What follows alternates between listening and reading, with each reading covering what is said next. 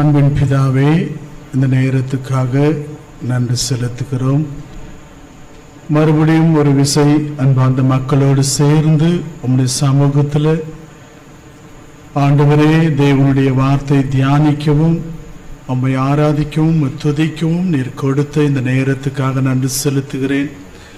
இங்கு நடக்கிற ஊழியங்களை நீர் ஆசீர்வதித்து வருகிறீர். உமக்கு நன்றி ஆண்டவரே.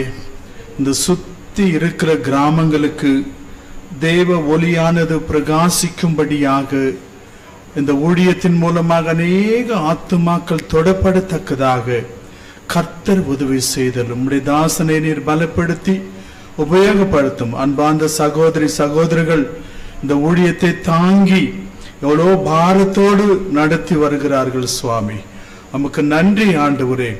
ஜெபிக்கக்கூடிய தேவ பிள்ளைகளை நீர் வைத்ததற்காக இந்த ஊழியத்தில் உமக்கு நன்றி செலுத்துகிறோம். அநேக வாலிப பிள்ளைகள் கர்த்தருடைய கரத்தினால தொடப்படத்தக்கதாக ஜெபிக்கிறேன். கொடுத்த சாட்சிக்காக உமக்கு நன்றி ஆண்டவரே. தேவ வசனத்தை நாங்கள் தியானிக்கும் பொழுது பரிசுத்த ஆவியானவர் இருதயங்களை கிரியை செய்யும்படியாக ஜெபிக்கிறேன். நான் வெறுமையானவன், ஒன்றுத்துக்கும் உதவாதவன், ஞானமற்றவன் ஆண்டவரே. உம்முடைய சமூகத்தில் என்னை ஞாபகப்படுத்திக் கொள்ளும். இந்த நேரத்தில் நீர் தாமே பரத்திலிருந்து தேவ வார்த்தை அனுப்பும்படியாக ஜெபிக்கிறேன். ஆண்டவரே, என்னுடைய வார்த்தைகள் யாருக்கும் பிரயோஜனம் இல்லை சுவாமி. உம்முடைய வார்த்தைகள் மட்டுமே ஆத்துமாக்களுக்கு ஆசீர்வாதமாக இருக்கும். நீர் தாமே பேசும்படியாக ஜெபிக்கிறேன். அடியனை மறைத்துக் கொள்ளும். நீர் என்னை ரட்சித்தீர், வாக்குத்தத்தங்களை கொடுத்து இப்படியாக நிற்கும்படி தேவன் கிருபை காண்பித்து வருகிறீர். ஆண்டவரே, உம்முடைய பலத்தினால் நிரப்பும். உம்முடைய ஆவியினால என்னை நடத்தும். இயேசுவின் சர்வ வல்லமையுள்ள நாமத்தினால ஜெபிக்கிறேன் பிதாவே, ஆமென். தெலுங்கு பாட்டு எத்தனை பேருக்கு புரியும்? ஓ, பரவாயில்ல.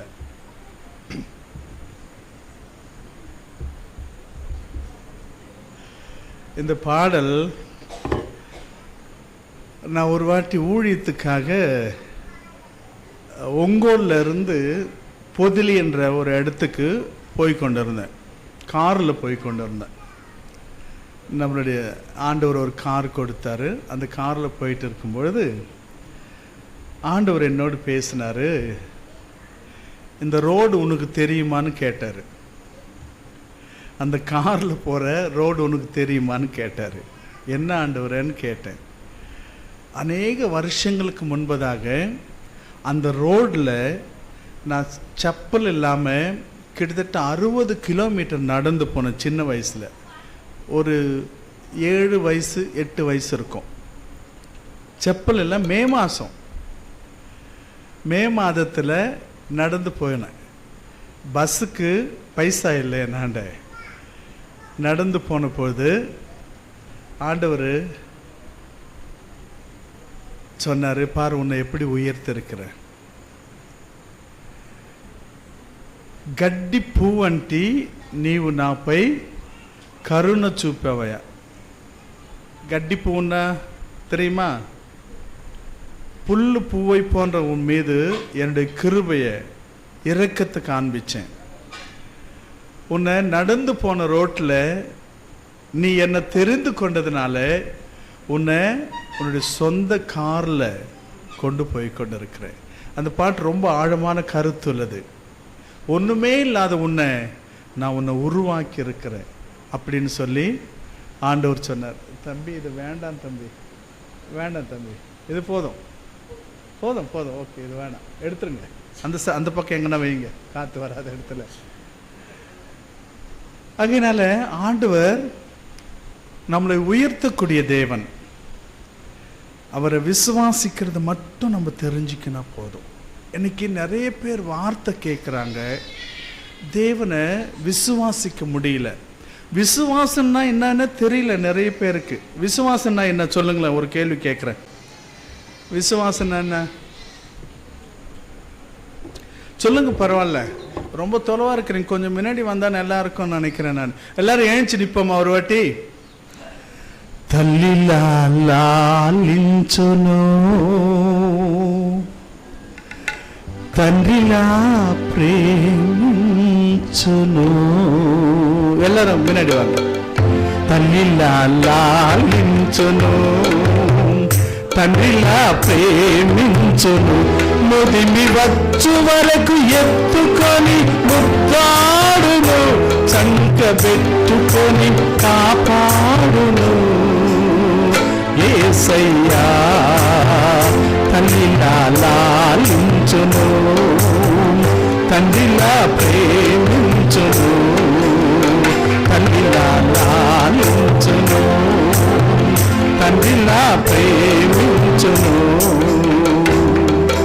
తల్లి అయిన మరచునేమో నేను నిన్ను మరువను, చూడుము నా అరచేతులలో నిన్ను చెక్కియున్నాను. తల్లి అయిన మరచునేమో నేను నిన్ను మరువను, చూడుము నా అరచేతులలో నిన్ను చెక్కియున్నాను. నీ పాదము తొట్టిల్లనియ్యను నేను, నిన్ను కాపాడువాడు పునకడు నిదురపోడు అని చెప్పి వాగ్దానం చేసిన యేసయ్యా తల్లిలా లాలించును, తండ్రిలా ప్రేమించును, తల్లిలా లాలించును, తండ్రిలా ప్రేమించును, ముదిమి వచ్చు వరకు ఎత్తుకొని ముద్దాడును, చంకబెట్టుకొని కాపాడును. యేసయ్యా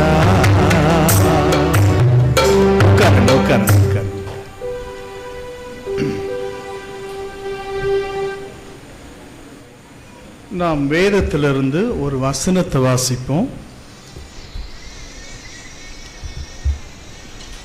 சுருக்கமா என்னுடைய செய்தி கொடுக்கிறேன். கொஞ்சம் செவி சாய்த்து தேவனுடைய வார்த்தை கேட்கணும். ஏன்னா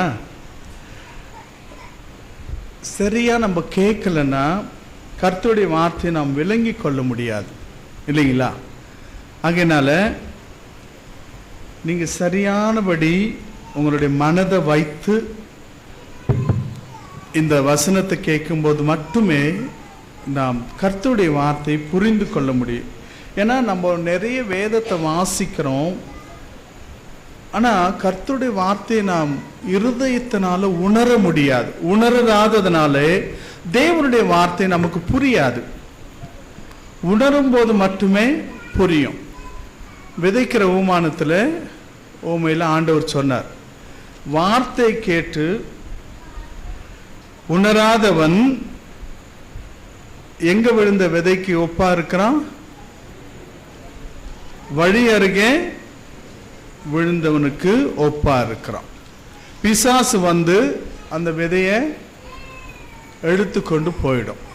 ஆகையினால கர்த்தருடைய வார்த்தையை நாம் உணர வேண்டும்.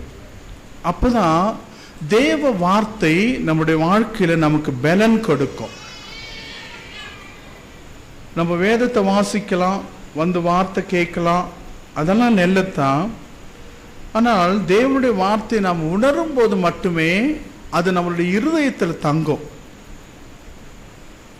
பாருங்க, யோவான் எழுதின சுவிசேஷம் ஒரே ஒரு வசனத்தை சொல்லி நான் கடந்து போக விரும்புகிறேன். யோவான் எழுதின சுவிசேஷம் 3ஆம் அதிகாரம்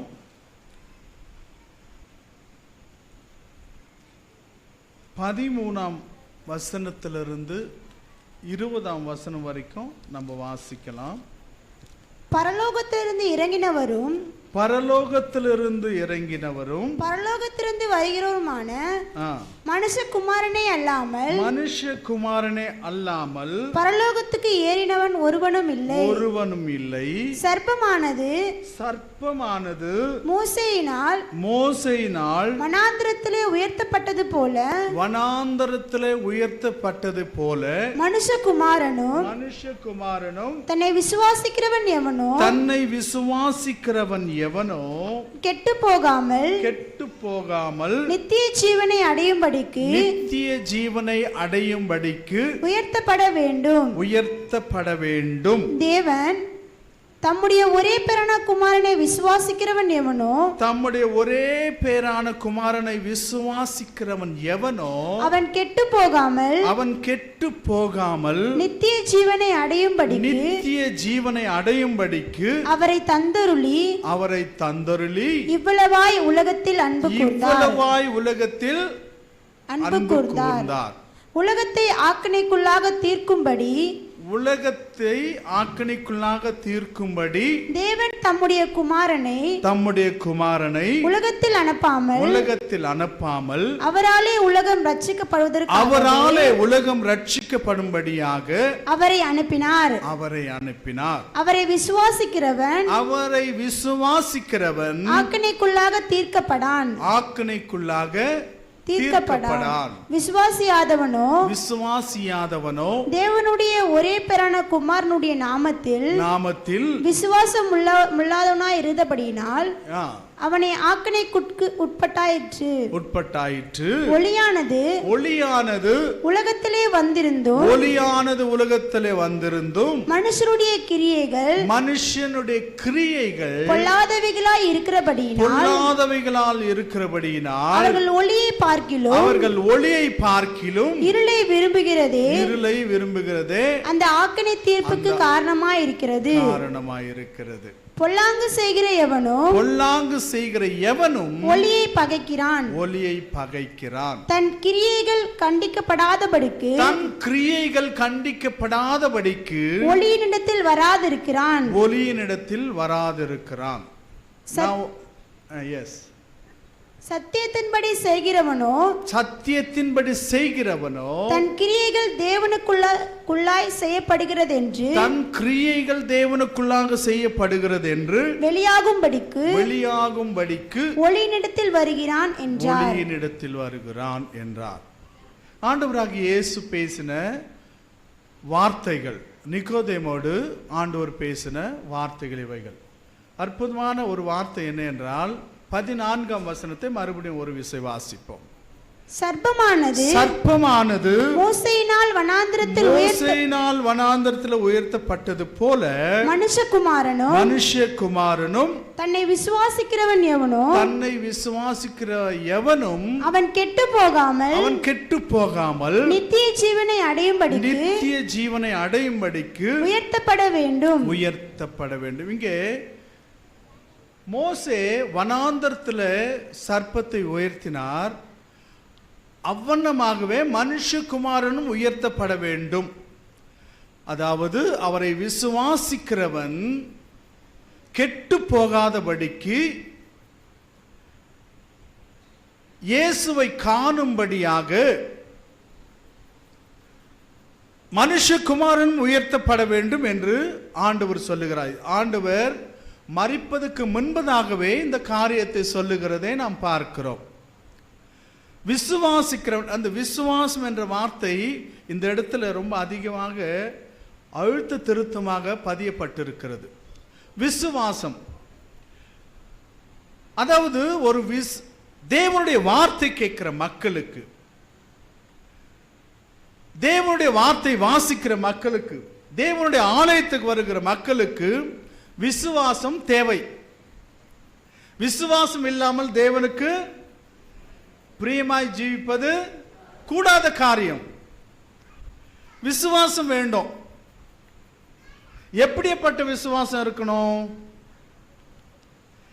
எப்படிப்பட்ட விசுவாசம் இருக்கணும்? அது நிறைய பேர் வேதம் எடுத்துக்கின்னு வராங்க, அழகா வந்து வார்த்தை கேட்குறாங்க, அவங்களெல்லாம் நாம் விசுவாசிகள் என்றோம்.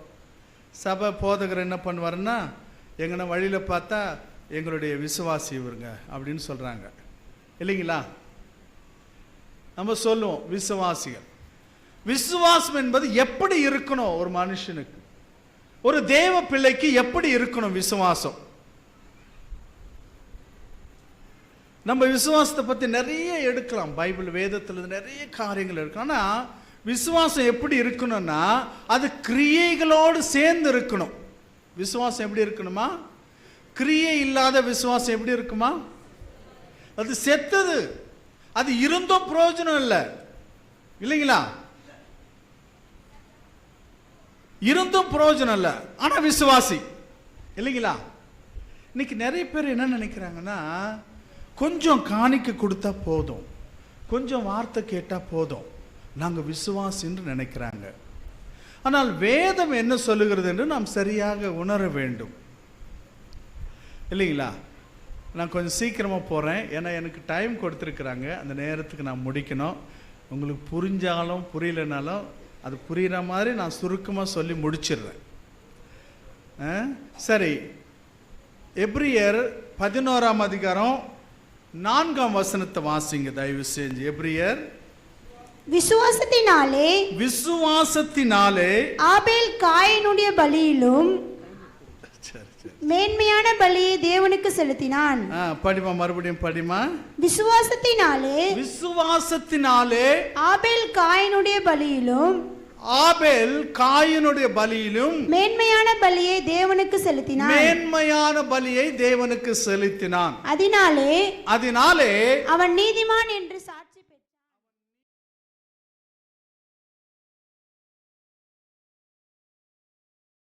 குறித்து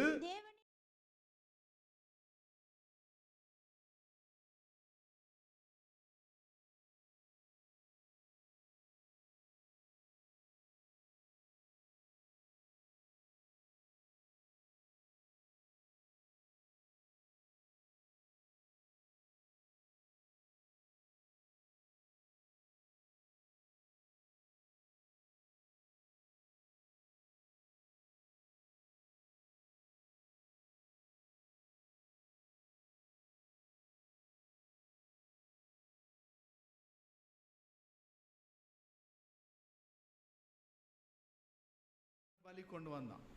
என்ன காணிக்க கொண்டு வந்தான்? படிக்கலாமா? சரி, படிங்க. 4ஆம் அதிகாரம் 4ஆம் வசனம். ஆபேலும் தன் மந்தையின் தலையீற்றுகளிலும் அவைகளில்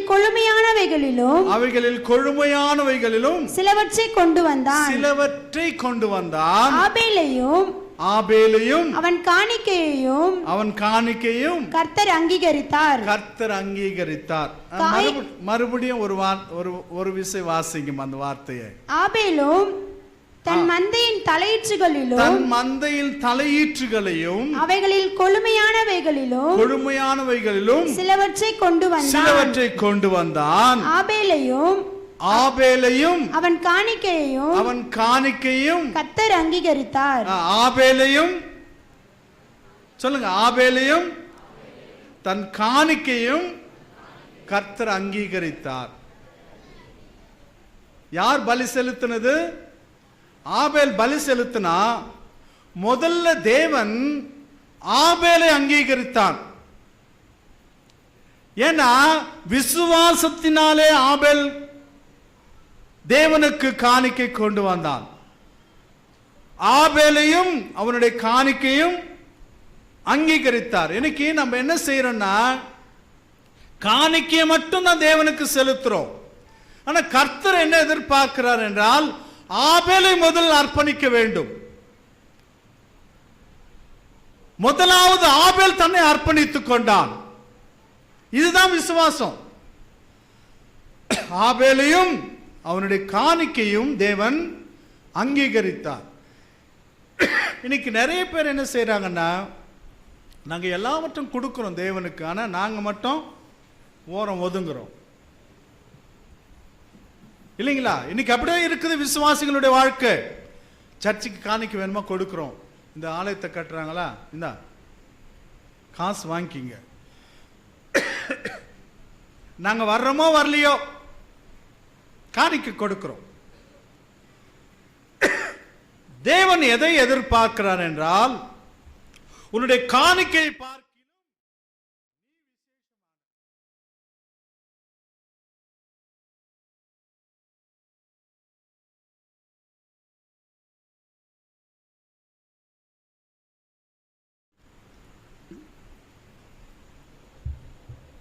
விசுவாசம் இல்லாமல் உன்னை நீ அர்ப்பணித்துக் கொள்ள முடியாது.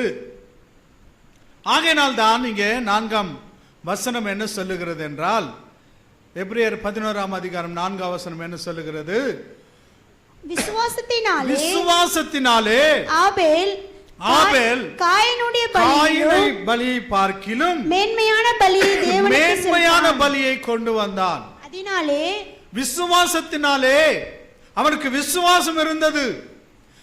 ஆபேலுக்கு தேவ பயம் இருந்தது, பக்தி இருந்தது, தேவனுக்கு பிரியமான வாழ்க்கை வாழ்ந்து கொண்டிருந்தான்.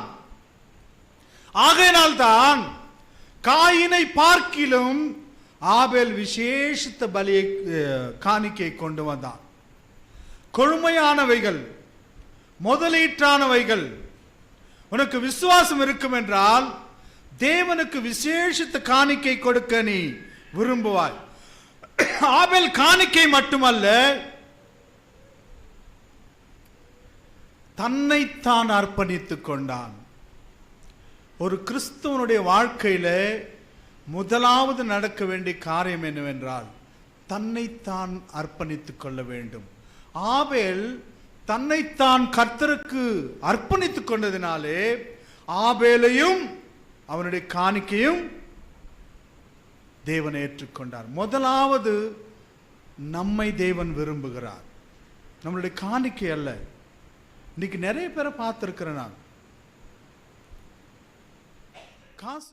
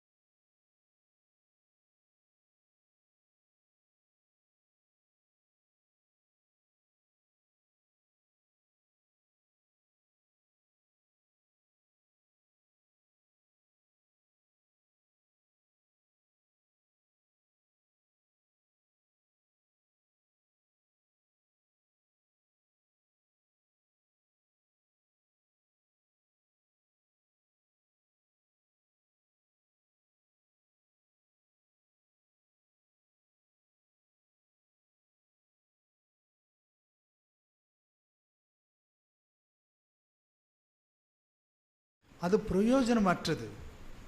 செத்து போன ஒரு மனுஷனை வச்சுக்க நீ என்ன பண்ண முடியும் சொல்லுங்க? ஒரு சபையில செத்து போன ஆட்களை வச்சுட்டு ஏதாவது பண்ண முடியுமா? உன்னுடைய ஜெபம் பரலோகத்துக்கு போகுமா? நீ தேவனுக்கு பிரியமாக ஜீவிக்க முடியுமா?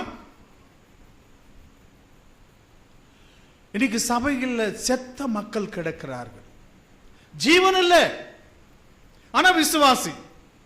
வெளிப்படையா பார்க்கும்போது விசுவாசி, நான் ஜெபிக்கிறேன், காணிக்க கொடுக்கிறேன், எல்லாம் நல்லதுதான். ஆனால் உன்னை நீ அர்ப்பணித்துக் கொண்டிருக்கிறாயா? ஆபேல் தன்னை முதல்ல அர்ப்பணித்துக் கொண்டதினாலே ஆபேலுடைய காணிக்கை தேவன் ஏற்றுக்கொண்டார். நீ உன்னை அர்ப்பணித்துக் கொள்ளாதபடிக்கு எவ்வளவு கொடுத்தாலும் தேவன் அதில் பிரியப்பட மாட்டார். இஸ்ரவேல் மக்கள் என்ன சொல்றாங்க?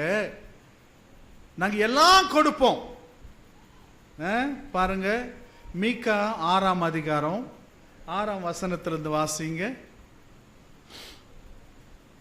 மீகா 6ஆம் அதிகாரம் 6ஆம் வசனத்திலிருந்து வாசிங்க கொஞ்சம். எண்ணத்தை கொண்டு நான் கர்த்தருடைய சந்நிதியில் வந்து உன்னதமான தேவனுக்கு முன்பாக பணிந்து கொள்வேன். தகன பலியை கொண்டும் ஒரு வயது கன்று குட்டிகளை கொண்டும் அவர் சந்நிதியில் வர வேண்டுமோ. ஆயிரங்களான ஆட்டுக்கடாக்களின் பேரிலும் எண்ணெயாய் ஓடுகிற 10,000 ஆறுகளின் பேரிலும் கர்த்தர் பிரியமாய் இருப்பாரோ. என் என் அக்கிரமத்தை போக்க, என் முதற் பேரானவனையும் என் ஆத்துமாவின் பாவத்தை போக்க, என் ஆத்துமாவின் பாவத்தை போக்க, என் கர்ப்ப கனியையும் கொடுக்க வேண்டுமோ, என் கர்ப்ப கனியையும் கொடுக்க வேண்டுமோ. மனுஷனே பாருங்க, எல்லாவற்றையும் கொடுக்க மனுஷன் தயாராக இருக்கிறான் தேவனை பிரியப்படுத்தும்படி. ஆனால் தன்னை தான் கொடுக்க பிரியப்படவில்லை. கர்ப்பத்தின் கனியை கொடுக்கிறன்றான். தன்னுடைய ஆத்துமாவுடைய பாவத்தை போக்க தன்னுடைய கர்ப்பத்தின் கனியை கொடுப்பேன் என்றான். ஆட்டுக்கடாக்களை கொடுப்பேன். ஆனா தேவனுக்கு முன்பாக நீ உத்தமமாக நடக்க வேண்டும். 8ஆம் வசனம் சொல்லுகிறது. எஸ் படிமா. மனிதனே, மனுஷனே, நன்மை என்னதென்று அவர் உனக்கு அறிவித்திருக்கிறார்.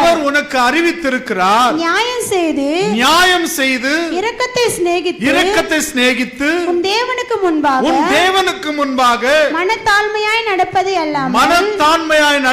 அல்லாமல் வேற எண்ணத்தை கர்த்தர் உன்னிடத்தில் கேட்கிறார். தேவன் உன்னிடத்தில் என்ன கேட்கிறார்? ஆட்டுக்கடாக்களை கேட்கிறாரா? உன்னுடைய பணத்தை கேட்கிறாரா? தேவனுக்கு முன்பாக தாழ்மையாக ஜீவிக்கிற ஜீவியத்தை தேவன் கேட்கிறார். தேவனுக்கு முன்பாக நீ தாழ்மையாக ஜீவிக்க வேண்டும். அது விசுவாசம். தேவனுக்கு பயந்து ஜீவிக்க வேண்டும். அது விசுவாசம். நீ பூமியிலே தேவனுக்கு சாட்சியாக ஜீவிக்க வேண்டும். அது விசுவாசம்.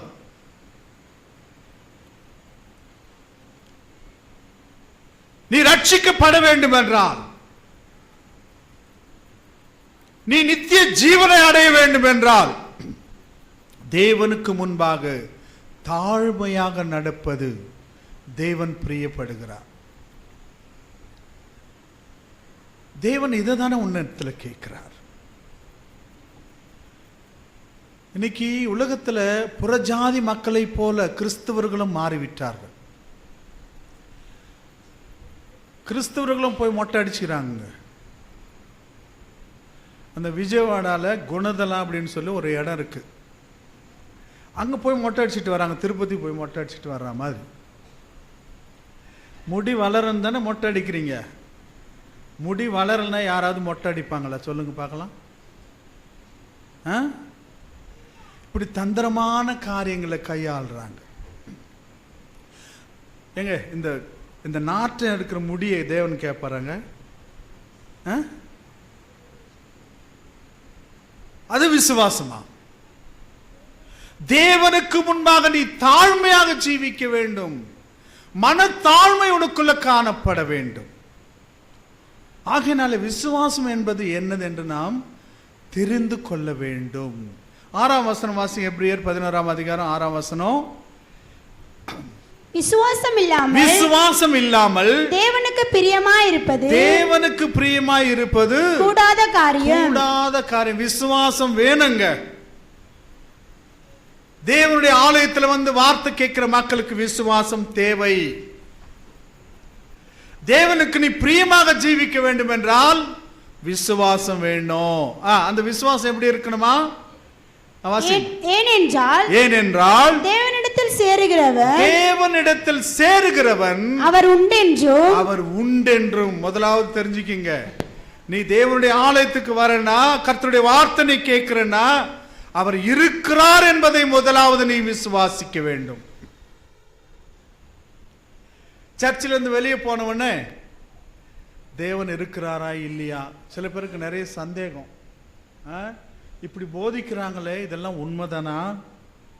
எங்க பரலோகம் இருக்குதுன்னு யாராவது நம்புறீங்களா? நிறைய பேருக்கு சந்தேகம். உண்மையாதாங்க. கிறிஸ்தவங்களை பார்த்துதான் இந்த கேள்வி கேட்கணும். பரலோகம் இருக்குதுன்னு நம்ம நம்புறோமா? விசுவாசிக்கிறோமா? விசுவாசம்னா என்ன சொல்லுங்க? விசுவாசம்னா நம்பிக்கை. கர்த்தர் இருக்கிறார் என்பதை முதல்ல நம்புறோமா? நம்ப இப்ப சாட்சியில கேட்ட இல்லையா, எவ்வளோ ஜெபிச்சாலும் காரியம் நடக்கல. சில நேரங்களில் நாம் சோர்ந்து போகக்கூடியவர்களாக இருக்கோம். ஏன் தெரியுமா? நம்மளுடைய ஜெபத்தின் மீது நமக்கே விசுவாசம் இல்லை. ஆமாங்க, நிறைய நேரங்கள் இப்படி தான் நடக்குது. ஒரு திருமலவாயில் மீட்டிங் வச்சிருந்து, இப்படி ரிவைவல் மீட்டிங், நிறைய ஜனம் வந்துட்டாங்க, மழை தூரிக்கிட்டு இருக்குது. அங்கிள் வந்து கேட்டார், தாசன் அங்கிள் வந்து கேட்டார். அங்கிள் ரொம்ப அனுபவம் இருந்தவர். அவர் கேட்டார், யோவான் எங்கே நடத்த போகிறீங்க மீட்டிங்? ஸ்டேஜ் எல்லாம் போட்டு ஒரு நாள் மீட்டிங் நடந்துச்சு. 3வது நாள் மீட்டிங், கடைசி மீட்டிங். அது எங்கே நடத்த போகிறீங்க? அங்கிள் இடம் எங்கேயும் இல்லை, அந்த ஸ்டேஜில் தான் நீங்கள் பிரசங்கம் பண்ணணும் அப்படின்னு சொன்னோம். அவர் ஒன்றுமே சொல்லலை, அமைதியாக ஜெபம் பண்ணிட்டு இருந்தார். நாங்கள் எல்லாரும் போய் ஜெபிக்க ஆரம்பிச்சு. தூரில் வந்துக்கிட்டு இருக்குங்க, தூரில் வந்துக்கிட்டு இருக்கு. மேகம் ஃபுல்லாக மேகம் இருந்தது. விசுவாசத்தை நாம் பயன்படுத்தணும், விசுவாசத்தை நாம் கற்றுக்கொள்ள வேண்டும். எல்லாம் நின்று ஜெபிக்க ஆரம்பிச்சோம். பாட்டு முடிஞ்சது. தாசன் அங்கிள் மெதுவாக ஸ்டேஜில் ஏறினார். அங்கிளால் சீக்கிரம் ஏற முடியாது, மெதுவாக ஏறினார். மைக்கிட்ட போனார், ஜெபம் பண்ணார். தூரில் அப்படியே நின்று போச்சு. கர்த்தருடைய கரம் நம்மளோடு இருந்தது. நாம் விசுவாசிக்க வேண்டும். இப்போ சமீபத்தில் 15, 16, 17 ஆந்திராவில் மீட்டிங் நடத்தணும். சுத்தி மழை பெஞ்சு கொண்டே இருந்தது. ஆனால் மீட்டிங் நடக்கிற இடத்துல மீட்டிங் இல்லை. காலையில் நல்ல மழை, 10 மணி வரைக்கும் ஜெபம் பண்ணிக்கிட்டு இருந்தோம். கேட்டாங்க, நடக்குமா கூட்டம்? 3 மாதம் ஜெபிச்சோம், 4 மாதம் ஜெபிச்சோம். விசுவாசம் இல்லையா? கர்த்தர் செய்வார், ஜெபிப்போம். 10 மணிக்கு மேல மழை இருந்த இடமே தெரியல. நமக்கு விசுவாசம் தேவைங்க. விசுவாசத்தோடு ஜெபிக்க கற்றுக்கொள்ள வேண்டும். அநேக காரியங்களை சொல்ல முடியும். நாம் எப்படி தேவனை விசுவாசிக்கிறோம்? அவர் இருக்கிறார், நம்மளுடைய ஜெபத்தை கேட்கிறார், நாம் விசுவாசிக்கிறோமா? அவரிடத்துல வருகிறவன் அவர் இருக்கிறார் என்பதை முதலாவது உணர வேண்டும். அடுத்து வாசிமா. அவர் தம்மை தேடுகிறவர்களுக்கு பலன் அளிக்கிறவர் என்றும் விசுவாசிக்க வேண்டும். பலன் அளிக்கிறவர் என்றும் விசுவாசிக்க வேண்டும். தன்னை தேடுகிற மக்களுக்கு தேவன் பலன் அளிக்கக்கூடியவர். அந்த விசுவாசத்தை நாம் கற்றுக்கொள்ள வேண்டும். இந்த விசுவாசம் இல்லாமல் தேவனுக்கு பிரியமாக ஜீவிப்பது கூடாத காரியம். இந்த நம்பிக்கை உனக்கு இருக்கிறதா? தேவன் எனக்கு இது செய்வார். ஆண்டவராகிய இயேசு என்னுடைய பாவங்களுக்காக மரித்தார், அவருடைய இரத்தத்தை எனக்காக சிந்தினார். என்னுடைய பாவங்களை மன்னிக்க போதுமான தேவன் ஆண்டவராகிய இயேசு. விசுவாசம் இருக்கிறதா? அநேக நேரங்களில் நம்முடைய பாவங்கள் நம்மளை சோர்வடைய செய்யக்கூடியதாக இருக்கிறது. இயேசு மன்னித்தார் என்ற நம்பிக்கை இழந்து போகிறார்கள். விசுவாசிகள், தேவனை அறிந்தவர்கள், ஜெபிக்கிற மக்கள் விசுவாசத்தை கற்றுக்கொள்ள முடியல. பலன் அளிக்கக்கூடிய தேவன் நம்மளுடைய தேவன். அன்பார்ந்தவர்களே, வேதத்தில் அநேக காரியங்களை நமக்காக தேவன் எழுதி வைத்திருக்கிறார். நாம் விசுவாசிக்கும்படியாக, தேவனை முழு மனதோடு ஏற்றுக்கொள்ளும்படியாக, அவர் மீது சார்ந்து ஜீவிக்கும்படியாக அநேக காரியங்களை தேவன் எழுதி வைத்திருக்கிறார். தேவனுடைய பிள்ளைகள் மூலமாக நாம் அதை விசுவாசிக்க வேண்டும்.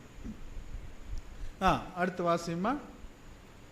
விசுவாசத்தினாலே நோவா, நல்ல கவனிங்க, விசுவாசத்தினாலே நோவா தன் காலத்திலே காணாதவைகளை குறித்து தேவன் எச்சரிப்பை பெற்று பயபக்தி உள்ளவனாகி தன் குடும்பத்தை ரட்சிப்பதற்கு பேழையை உண்டு பண்ணினான். எவ்வளவு அருமையான வார்த்தைங்க. தன் காலத்திலே அறியாத காரியத்தை குறித்து தேவன் சொன்னார். தேவ எச்சரிப்பை பெற்று நோவா எப்படி மாறினாராம்? பயபக்தி உள்ளவனாக. தேவ வார்த்தைக்கு பயந்தவனாக. அநேக மக்கள் அதை பரியாசம் பண்ணி கொண்டிருந்தார்கள். மழை வரப்போதுன்னு சொன்னவொன்னே அநேக மக்கள் பரியாசம் பண்ணார்கள். ஏன்னா அதுக்கு முன்னாடி அந்த காரியத்தை அவர்கள் காணவில்லை, மழை பார்க்கவில்லை. ஆனால் தேவன் நோவாவை எச்சரித்த பொழுது அவன் தேவ பக்தியாக பயம். மறுபடியும் வாசிமா அந்த வசனத்தை, 7ஆம் வசனத்தை. விசுவாசத்தினாலே நோவா தன் காலத்திலே காணாதவைகளை குறித்து தேவ எச்சரிப்பை பெற்று பயபக்தி உள்ளவனாகி. தேவன் என்னை எச்சரிக்கும் பொழுது, தேவ வார்த்தையினால உன்னோடு பேசும்போது, தேவனுடைய வார்த்தை உன்னுடைய இருதயத்தை தொடும் பொழுது தேவ பயம் உனக்கு வர வேண்டும்.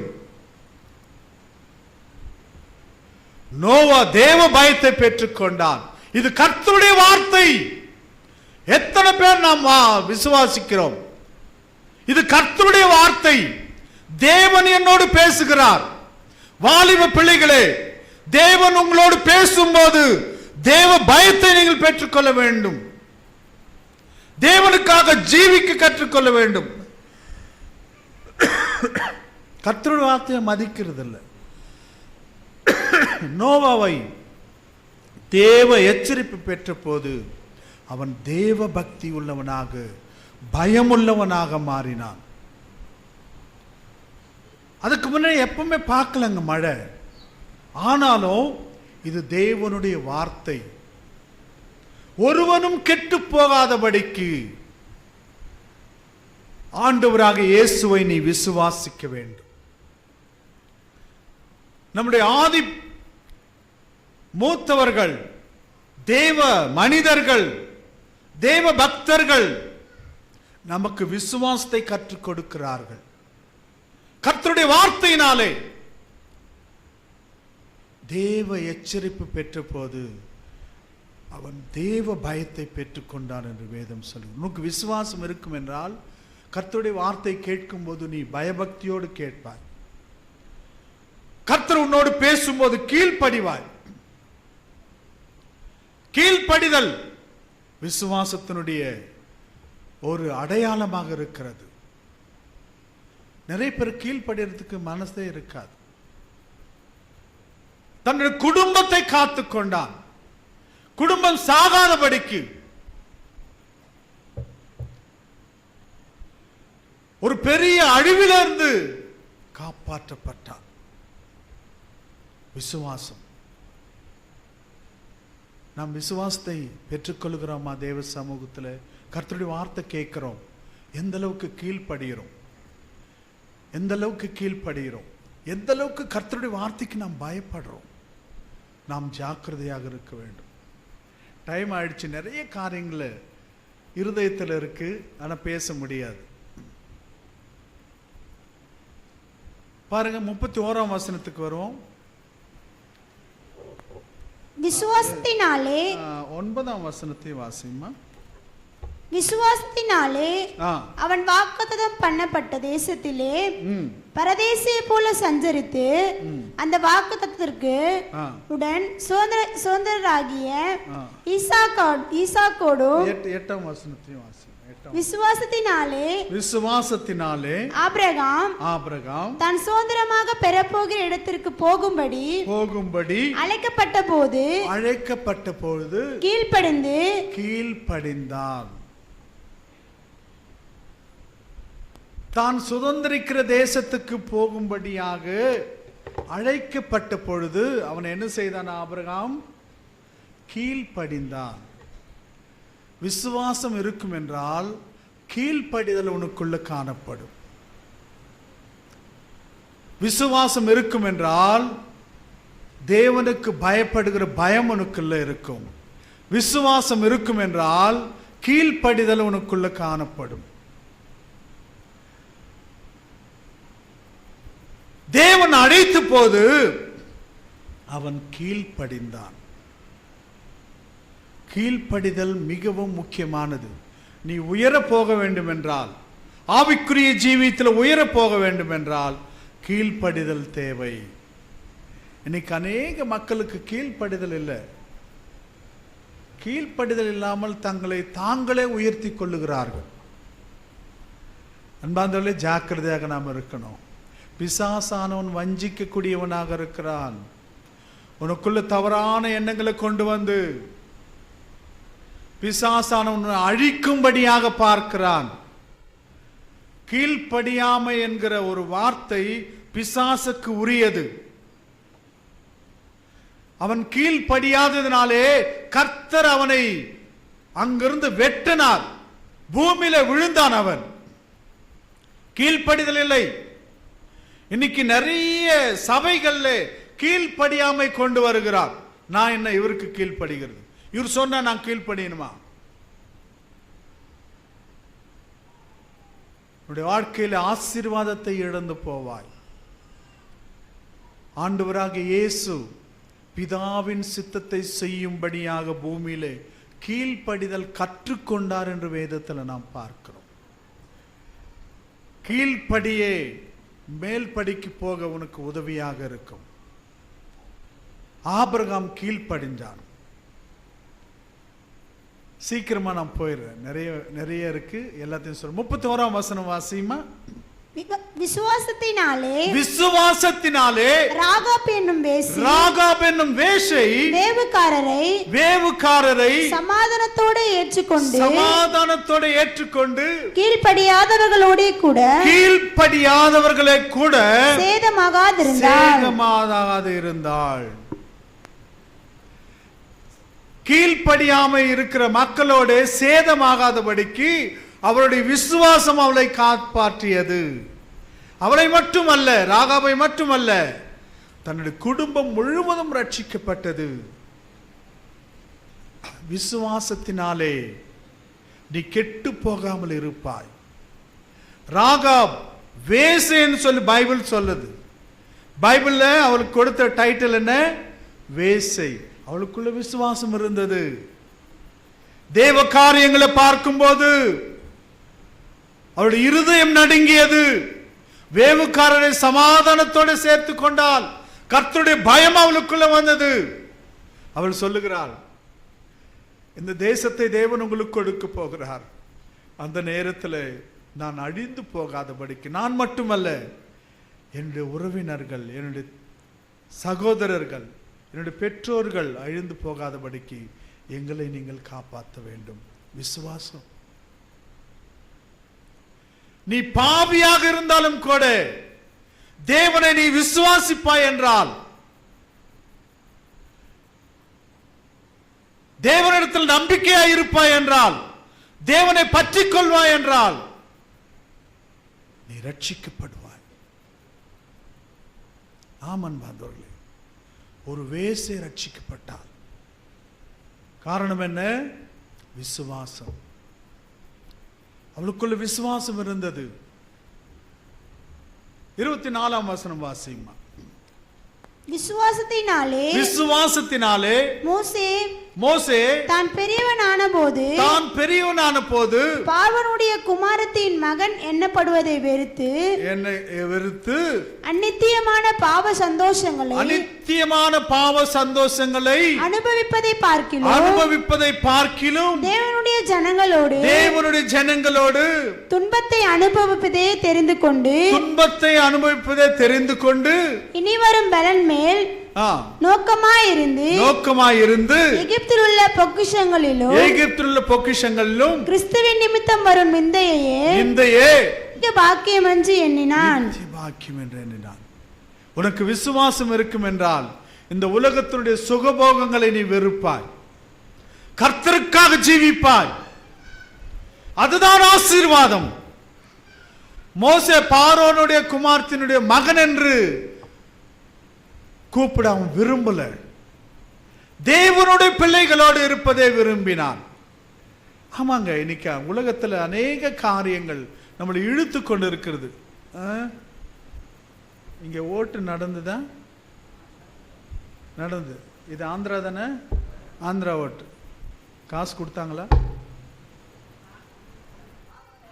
வாங்கலையா? ஆண்டவருக்கு ஸ்தோத்திரம் சொல்லுங்க.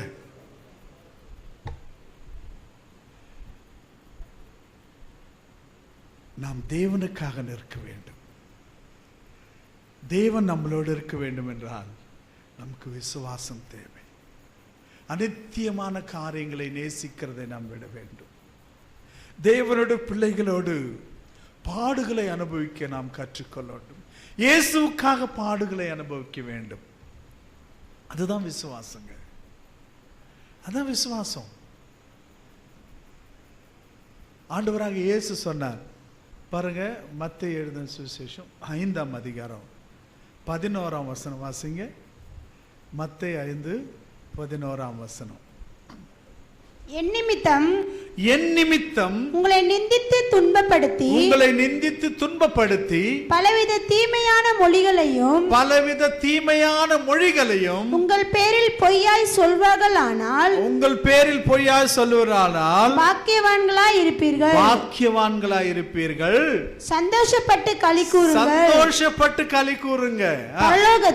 பரலோகத்தில் உங்கள் பலன் மிகுதியாக இருக்கும். இயேசுவுக்காக பாடுபடுகிற ஒவ்வொரு மனிதனும், ஒவ்வொரு சகோதரியும், ஒவ்வொரு சகோதரனும் சந்தோஷப்படுங்க, களி கூறுங்க.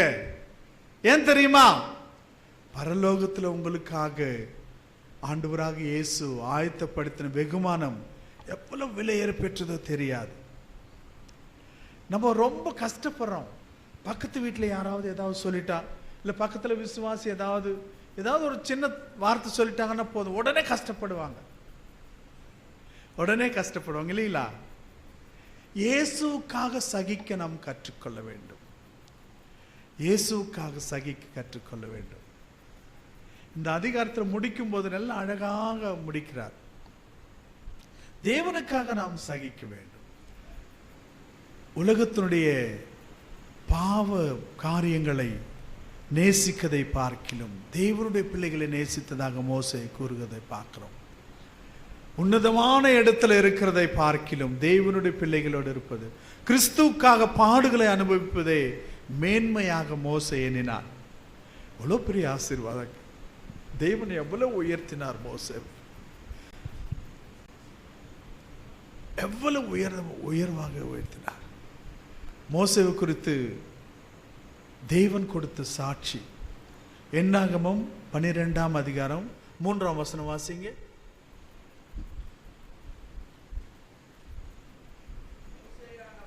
மோசேயானவன்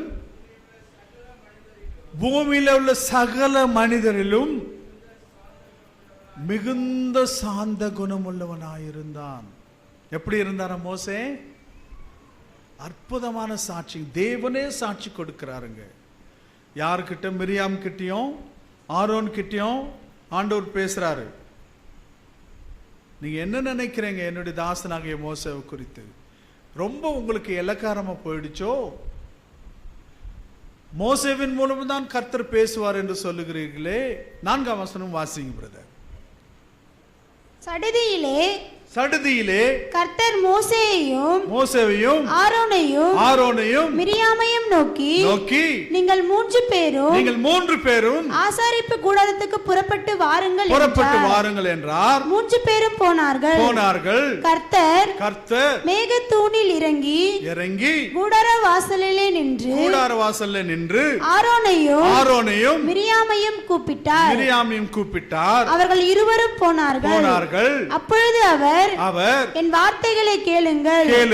உங்களுக்குள்ளே ஒருவன் தீர்க்கதரிசியா இருந்தால் கர்த்தராகிய நான் தரிசனத்தில் என்னை வெளிப்படுத்தி சொப்பனத்தில் அவனோடு பேசுவேன்.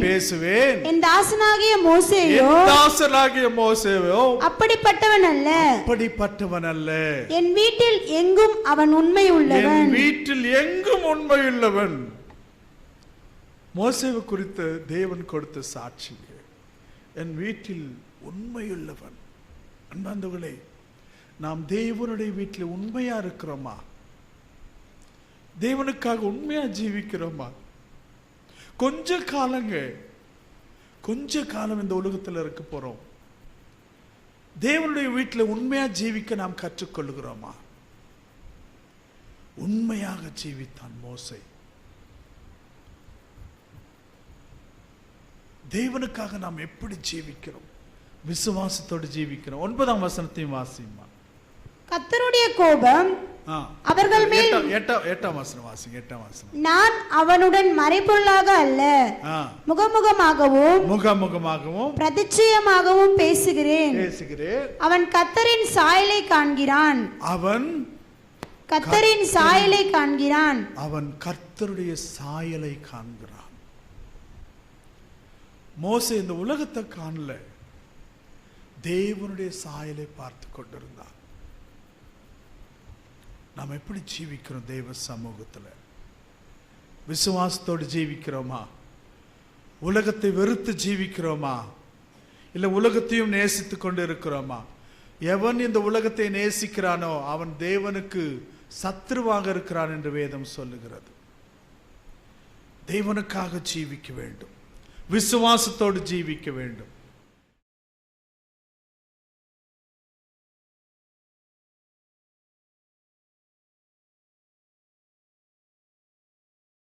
மூன்றாம் அதிகாரம் 14ஆம் வசனத்துக்கு வருவோம். சர்ப்பமானது மோசேயினால் வனாந்திரத்திலே உயர்த்தப்பட்டது போல மனுஷகுமாரனும் தன்னை விசுவாசிக்கிறவன் எவனோ அவன் கெட்டு போகாமல் நித்திய ஜீவனை அடையும்படிக்கு உயர்த்தப்பட வேண்டும். அதாவது மோசே வனாந்தரத்தில் எப்படி சர்ப்பத்தை உயர்த்தினாரோ மனுஷகுமாரனும் உயர்த்தப்பட வேண்டும். ஏனென்றால் தன்னை விசுவாசிக்கிறவன் ஒருவனும் கெட்டு போகாதபடிக்கு மனுஷகுமாரன் உயர்த்தப்பட வேண்டும். சரி, என்ன நடந்துன்னு பார்த்து நாம் முடிச்சிடுவோம். என்னாகமம் 21ஆம் அதிகாரம் 4ஆம் வசனம் வாசிங்க. அவர்கள் ஏதோம் தேசத்தை சுற்றி போகும்படிக்கு ஓர் என்னும் மலையை விட்டு சிவந்த சமுத்திரத்தின் வழியாய்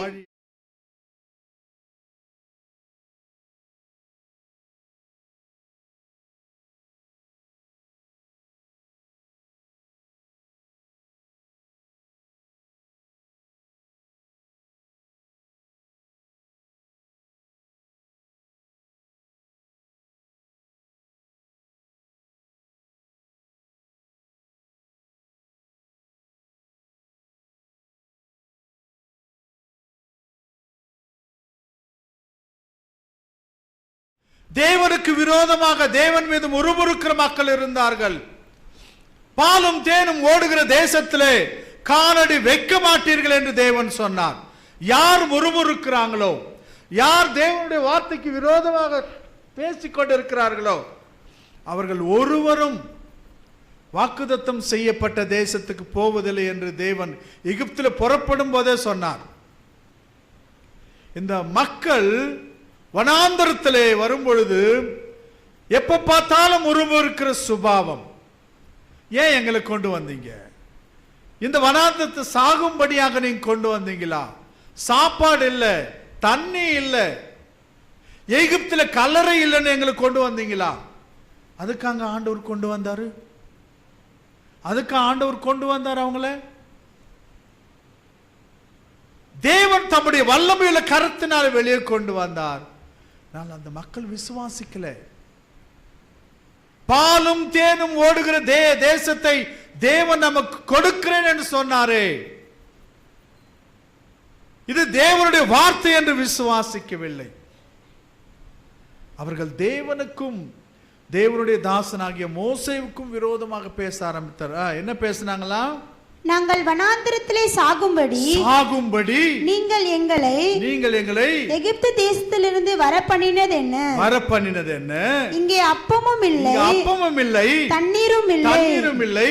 இந்த அற்பமான உணவு எங்கள் மனதுக்கு வெறுப்பாய் இருக்கிறது என்றார்கள். மனதுக்கு வெறுப்பாய் இருக்கிறது. தேவன் கொடுத்த ஆகாரம் அந்த மக்களுக்கு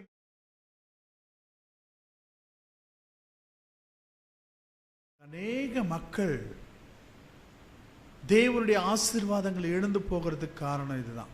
முறுமுறுக்கிற சுபாவம், தேவனுக்கு விரோதமாகவும் தேவதாசனுக்கு விரோதமாகவும் பேசிக்கொண்டிருப்பது. சபைகளில் நாம் பேசுறோமா? தேவனுடைய ஊழியக்காரருக்கு விரோதமா பேசுறோமா? தேவனுக்கு விரோதமா பேசிக்கொண்டிருக்கிறோமா? ரொம்ப சுலபமா பேசிடுவாங்க. ஜாக்கிரதை. உம்முடைய வார்த்தையினாலே, உம்முடைய முறுமுறுப்பினாலே நீ சாபத்தை அனுபவிப்பாய். இந்த மக்கள் சாபத்துக்கு உட்பட்டார்கள். தேவன் என்ன செய்தார்? தேவன் கொடுத்த ஆகாரம் அவர்களுக்கு மன வெறுப்பா இருந்ததா. கர்த்தர் என்ன செஞ்சாருமா? வாசிங்க.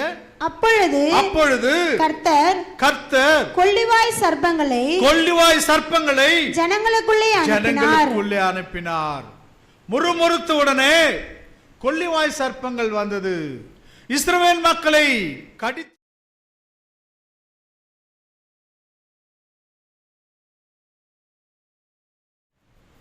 முறுமுறுக்க மக்கள், தேவனுக்கு விரோதமாக பாவம் செய்கிற மக்கள் கொள்ளிவாய் சர்ப்பங்களினாலே கடிக்கப்பட்டார்கள்.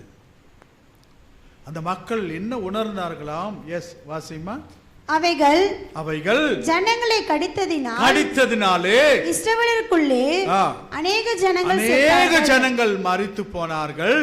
அதனால் ஜனங்கள் மோசேயினிடத்தில் போய் நாங்கள் கர்த்தருக்கும் உமக்கும் விரோதமாய் பேசினதினால் பாவம் செய்தோம். என்ன சொல்றாங்க? மோசேயினிடத்துல போய், ஐயா நாங்க தெரியாம பேசிட்டோம் ஐயா.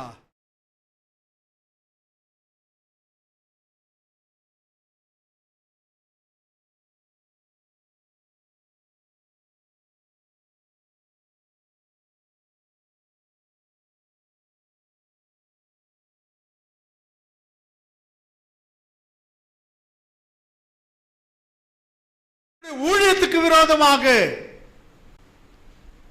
பேசி பாவம் செய்கிறார்கள்.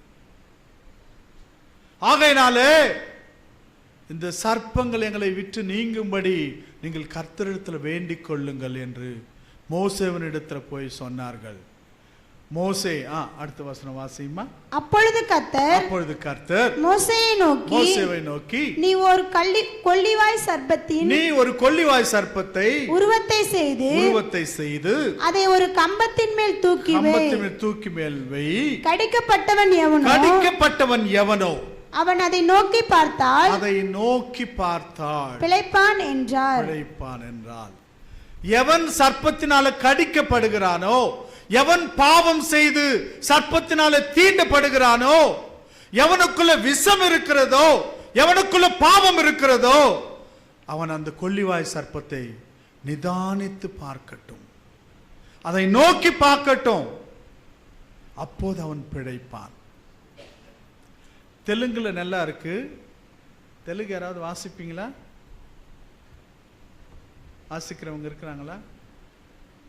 దాన్ని నిదానించి చూడాలి,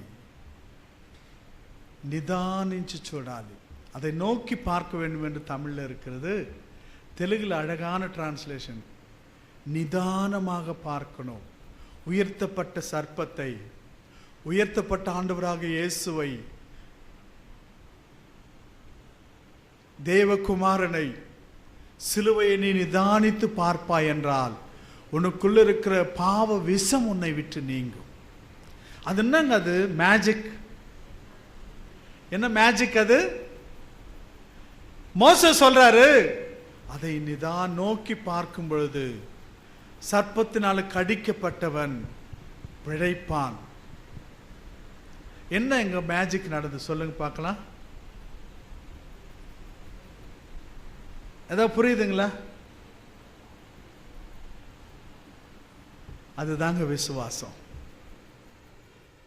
அதுதான் விசுவாசம். மோசே கிட்ட ஆண்டவர் சொன்னார், நீ போ.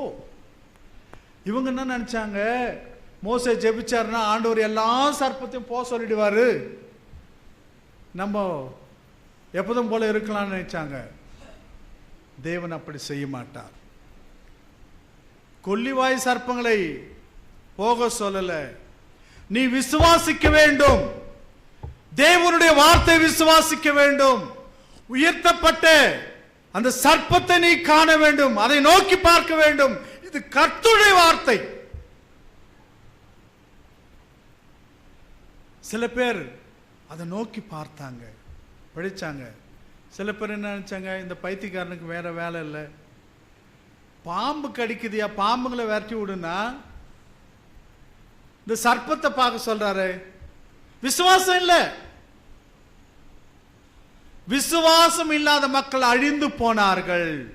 அதை தான் ஆண்டவராக இயேசு சொன்னார். வனாந்தரத்தில் மோசே சர்ப்பத்தை உயர்த்தினது போல பாம்பு கடிப்பட்டவன் பிழைக்கும்படியாக அதை விசுவாசத்தோடு பார்த்தவன் பிழைத்தான். நானும் உயர்த்தப்பட வேண்டும். நீங்கள் கெட்டு போகாமல் இருக்க வேண்டும் என்றால், என்னை விசுவாசிப்பீர்கள் என்றால் நீங்கள் ரட்சிக்கப்படுவீர்கள், விடுதலை பெறுவீர்கள். அதுதாங்க விசுவாசம். இயேசுவை நீ நோக்கிப்பார்.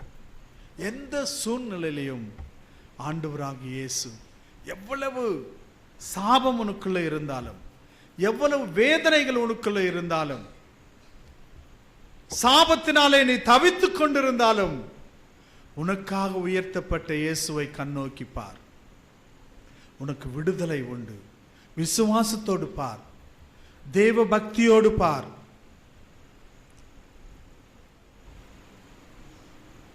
இப்ப வாசிமா 14ஆம் வசனம் 15ஆம் வசனம் வாசிங்க. யோவான் எழுதின சுவிசேஷம். சர்ப்பமானது மோசேயினால் வனாந்தரத்தில் உயர்த்தப்பட்டது போல மனுஷகுமாரனும் தன்னை விசுவாசிக்கிறவன் எவனோ அவன் கெட்டு போகாமல் நித்திய ஜீவனை அடையும்படிக்கு உயர்த்தப்பட வேண்டும். மோசேயினுடைய சர்ப்பத்தை யாரெல்லாம் விசுவாசத்தோடு பார்த்தார்களோ, சர்ப்பத்தினாலே கடிக்கப்பட்டவர்கள், பாவம் இருதயத்தில் இருக்கிறவர்கள், தேவனுக்கு விரோதமாக பேசினவர்கள், மோசேவுக்கு விரோதமாக பேசினவர்கள் எத்தனை பேர்களோ அந்த சர்ப்பத்தை நிதானித்து பார்த்தார்களோ, அதை நோக்கி பார்த்தார்களோ, அவர்கள் ரட்சிக்கப்பட்டார்கள். அதே போல மனுஷகுமாரனும் உயர்த்தப்பட வேண்டும். என்னை விசுவாசிக்கிறவன் கெட்டு போகாதபடிக்கு நித்திய ஜீவனை அடையும்படிக்கு மனுஷகுமாரன் உயர்த்தப்பட வேண்டும். அவர் உயர்த்தப்பட்டார். நம் எத்தனை பேர் அவரை பார்க்கிறோம்? உனக்காக எனக்காக தன்னுடைய ஜீவனை கொடுத்தார். ஒருவனும் கெட்டு போகாதபடிக்கு. அவரை ஏற்றுக்கொள்ளுகிறவர்கள் எவர்களோ அவர்கள் எல்லாரும் தேவனுடைய குமாரர்கள் ஆகும்படி பரலோகத்திலிருந்து அதிகாரத்தை நமக்காக கொண்டு வந்தார் இயேசு. அந்த அதிகாரத்தை பெறுவாயா? விசுவாசிப்பாயா? யோவான் எழுதின சுவிசேஷம் 1ஆம் அதிகாரம் 12ஆம் வசனம் வாசியுமா.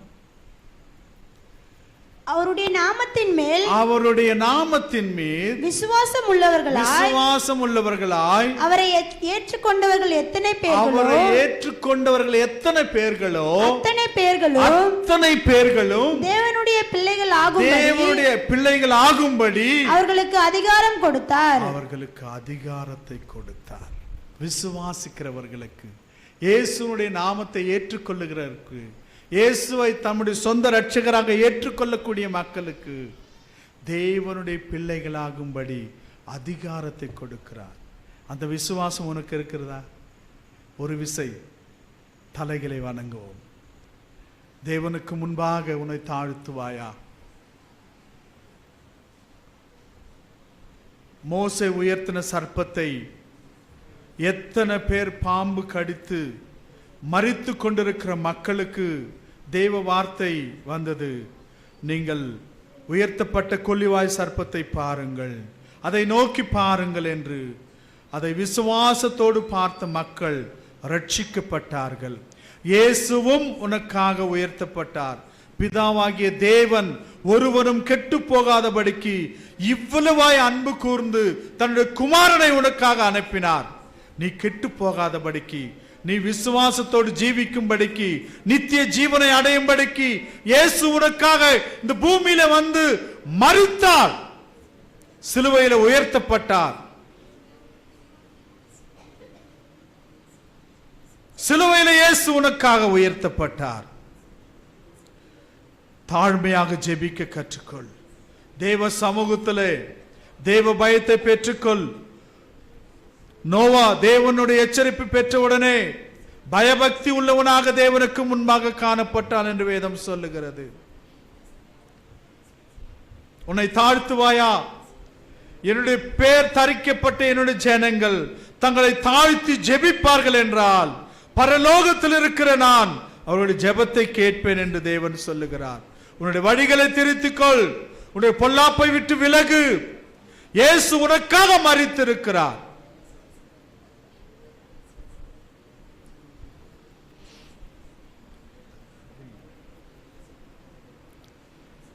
ஜெபிங்க, இருதயத்தில் ஜெபித்துக் கொள்ளுங்க. ஒரு நிமிஷம்.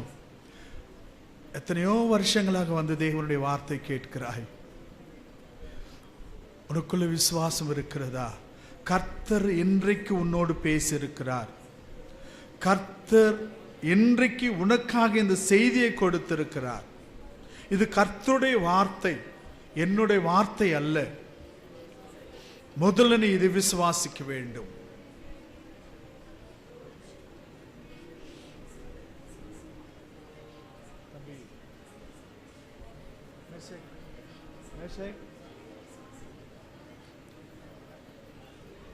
அன்புள்ள ஆண்டவரே, உம்முடைய வார்த்தைக்காக நன்றி செலுத்துகிறேன். எங்களுக்கு விசுவாசத்தை கற்றுக் கொடுக்கும்படி தேவ வார்த்தை எங்களுக்கு கொடுத்தீர். அதை உணர்ந்து ஆண்டவரே உம்மை விசுவாசிக்க எங்களுக்கு கற்றுத்தாரும். விசுவாசம் இல்லாமல் ஒருவனும் தேவனுக்கு பிரியமாக ஜீவிக்க முடியாது என்று உம்முடைய வார்த்தையில் பார்க்கிறோம். அவரிடத்துக்கு வந்து சேர்கிறவன் அவர் இருக்கிறார், அவரை வேண்டிக் கொள்ளுகிறவர்களுக்கு நன்மை செய்யக்கூடிய தேவன் என்று விசுவாசிக்க வேண்டும் என்று வேதத்தில் நாங்கள் பார்க்கிறோம். சுவாமி, என் தேவனே, எங்களுக்காக நீர் கொடுத்த வார்த்தைக்காக நன்றி செலுத்துகிறோம். நான் மற்றவர்களுக்கு சொல்லி ஆண்டவரை போதித்து நான் ஆகாதவனாக போகாதபடிக்கு கர்த்தர் தாமே என்னையும் காத்து கொள்ளும். விசுவாசத்தை எனக்கு கற்றுத்தாரும், என்னை பலப்படுத்தும். அன்பார்ந்த மக்களை நீர் ஆசீர்வதியும் ஆண்டவரே. இந்த பகுதிகளில் உம்முடைய பிள்ளைகள் ஆசீர்வாதமாக ஜீவிக்க வேண்டும் ஆண்டவரே. அநேக மக்களுக்கு, குடும்பங்களுக்கு, வாலிப பிள்ளைகளுக்கு ஆசீர்வாதமாக நீர் மாற்றும் ஆண்டவரே. விசுவாசத்தோடு ஜீவிக்க கர்த்தர் எங்களுக்கு உதவி செய்ய வேண்டும் என்று இயேசுவின் சர்வ வல்லமையுள்ள நாமத்தினால் ஜெபிக்கிறேன் பிதாவே. ஆமேன், ஆமேன்.